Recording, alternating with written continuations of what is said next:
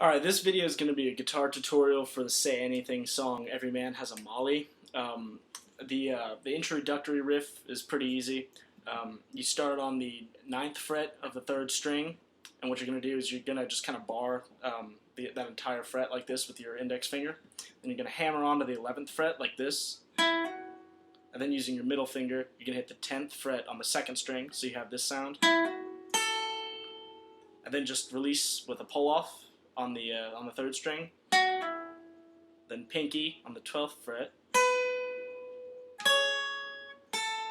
So it's really not that hard. It's just, and you can do the vibrato to give it that effect that it has on the record. But that's just the introduction. You can figure it out from the tabs. It's really not that hard. But what gets really complicated is the sort of classical guitar piece that he plays while he sings the opening verse. Now I'll go ahead and play it through once really quick, just so you can get hear which part I'm talking about, and then I'll break it down.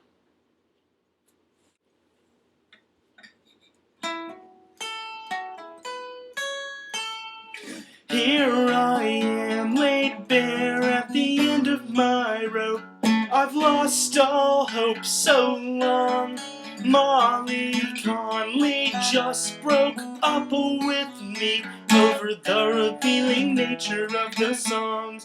You goddamn kids at best be gracious with the merch money you spend. 'Cause for you I won't ever have rough sex with Molly Connolly again. Alright, I'm going to play it through again now without singing this time, just so you can hear what the riff sounds like by itself. And if you're following along with tabs, most of the tabs I've seen for this song are actually correct. They're just, it's kind of weird looking at like the way it's written, because it's a classical guitar piece. Or at least it's composed like one. But for the most part, most of the ones, like if you're going to Ultimate Guitar or what are they, like 911, most of those are actually correct. I'll post a link at the bottom of the video to one that I found that was pretty good.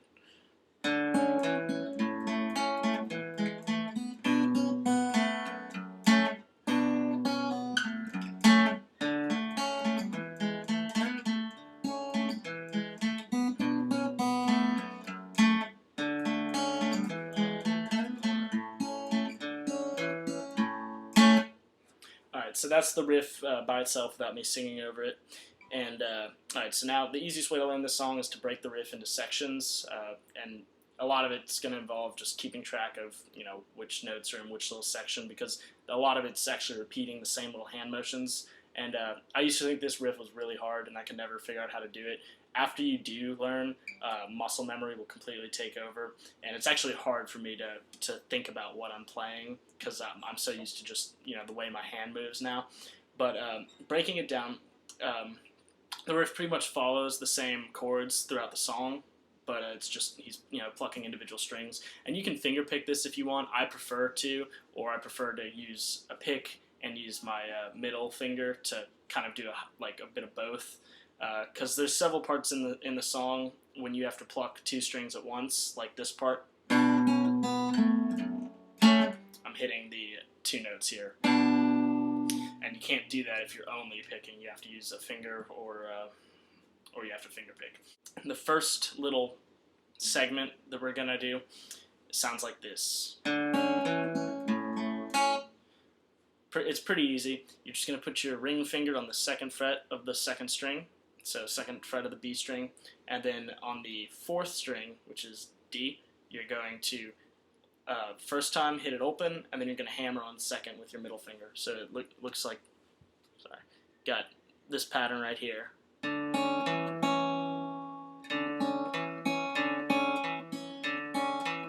Pretty easy. And then you're going to hit the open A string and put your middle finger on the 3rd string. So you've got,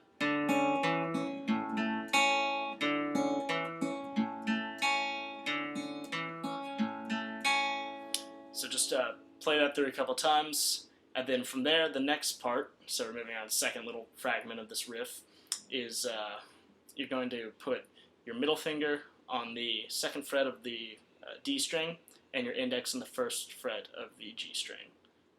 So we've just played our, and now it goes to, so it's just a little walk up.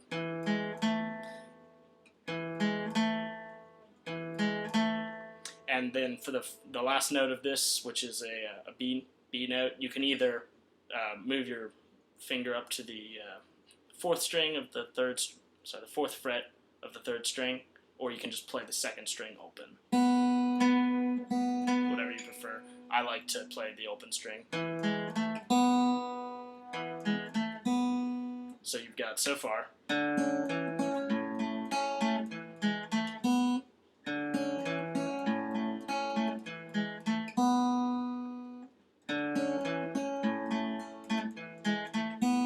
And I usually pluck with my middle finger for that open part, because you're about to use it again for this part.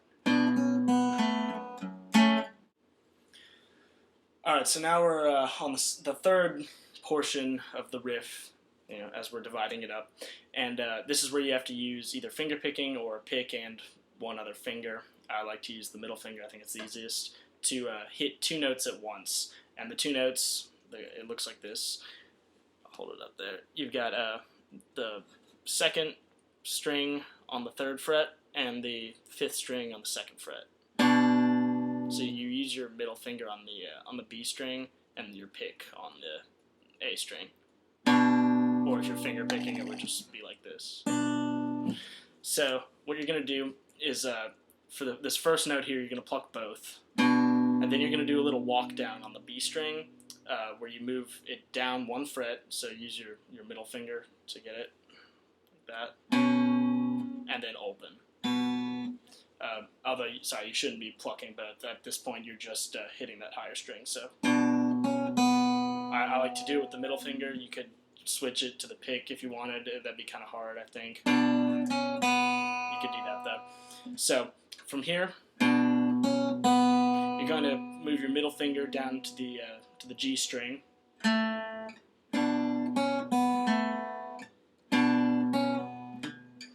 And this is where it gets a little tricky. So here, just a quick recap. So far we have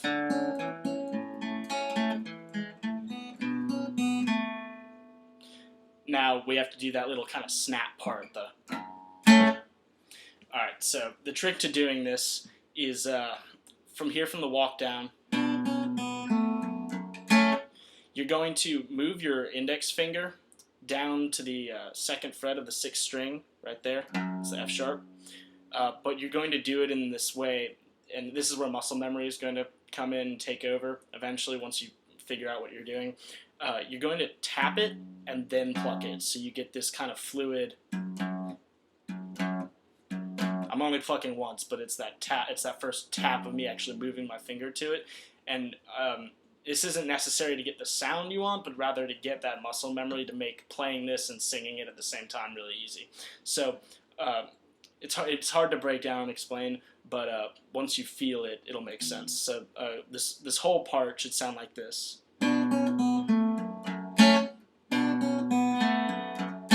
And that final snap note is just middle finger and ring finger on the second frets of the third and second string, just like this. So, a quick recap of where we're at.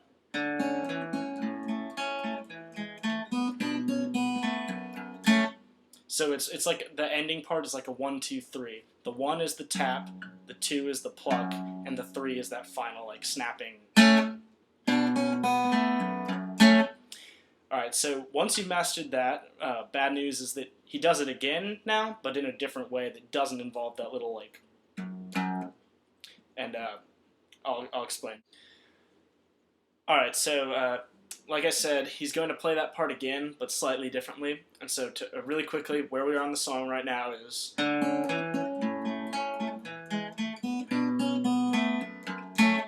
And now here comes the next part.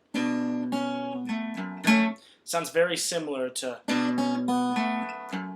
Except that walk down doesn't happen quite as quickly, and also you don't do that little press pluck thing. You just go straight to it. So the first one is... The second one has more rests in it. It sounds like this. And It's just da da da da da as opposed to the. So playing them back to back, it sounds like this. And it's very important to get that that part right, or else you'll lose where you are in the song when you're singing. So they are different, but they're back to back. So far what we have is. Sorry.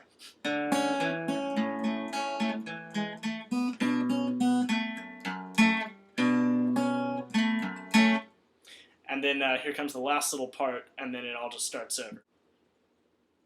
Alright, so now there's only one more little pattern to learn before we just start recycling things that we've already looked at in the breaking down of this riff. The last pattern, you're just going to bar the 2nd fret starting on the G string here like this, and you're going to hit the D string, which is the 4th string, open, and the pattern sounds like this. So you start barred, easy enough, and then we've already had our fingers in this position earlier, except instead of sliding up to B, I had you pluck this string open right before we did the 2 fingers walk down thing. So what this whole riff together sounds like is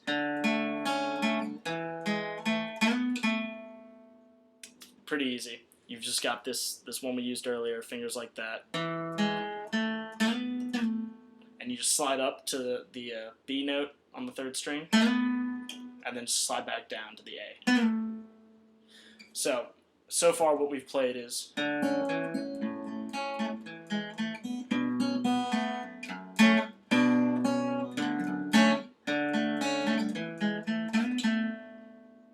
now it's not done, but there's no other new hand positions. The rest of it's just recycling.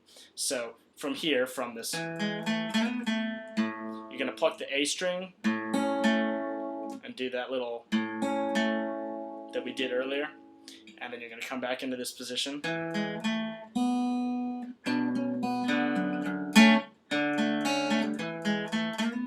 So it just kind of repeats everything you just did, but skipping that little intro. Because think about the riff actually starting without this part. It would start.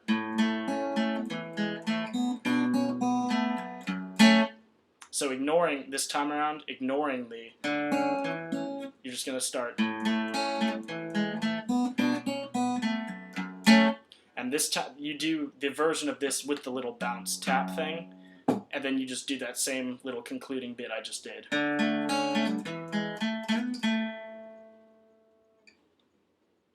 And then you've basically done the whole riff, so I'll catch you up to where we are right now.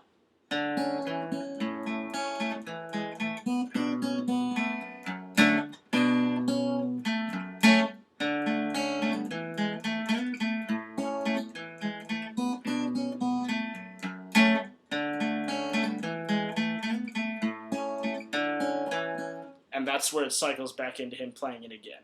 So one more time singing it goes like, here I am laid bare at the end of my rope. I've lost all hope so long. Molly Conley just broke up with me over the revealing nature of the songs. And so that's one time through. Then he does everything I just did again, and that's where he goes, you goddamn kids had best be gracious with the merch money you spend, 'cause for you I won't ever have a rough sex with Molly Connery again. Alright, so that's the whole introductory riff. It is kind of difficult, and you might not be able to sing with it at first, but the good news is the rest of the song is really easy.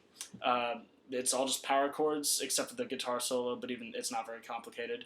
But the chords are just A, E, B, F sharp, D, E, A. Alright, so the only other part to the song is the part where he's singing the can't stop thinking about. That part's pretty easy too. You just put your middle finger on the 5th fret of the 5th string, and you're just going to slide it down to the 4th fret and then the 2nd, while alternating between the 5th and the 4th string, 4th string being open, so you have this sound. And then what I did right there at the end is just move my finger down to the 2nd fret of the 6th string, and so you've got. And then the other time, he alternates that pattern with this one,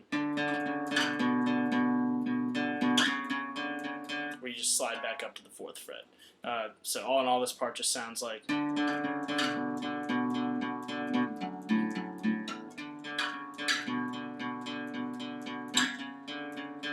Pretty easy. I'll leave you to figure out the solo for yourself. It's very straightforward, but it's the part of the song where right after that part we just did, it sounds something like this.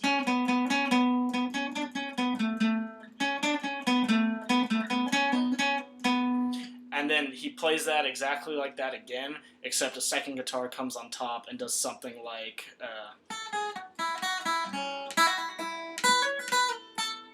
Most of the tabs will probably have that figured out, but it shouldn't be that hard to just figure out by yourself.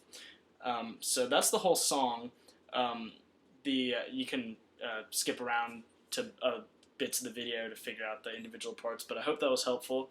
I'm going to make more of these tutorials. I'll take song requests if you find this is helpful. I think the easiest way to learn most Say Anything songs is just to break them down into tiny parts, just so you can figure out what it is he's doing, because Max Bemis has a unique style of playing guitar. So that's that. Feel free to subscribe to the channel if you like. Mostly it's just tutorials like this or some random like electronic songs I made on GarageBand. But yeah, hope this was helpful.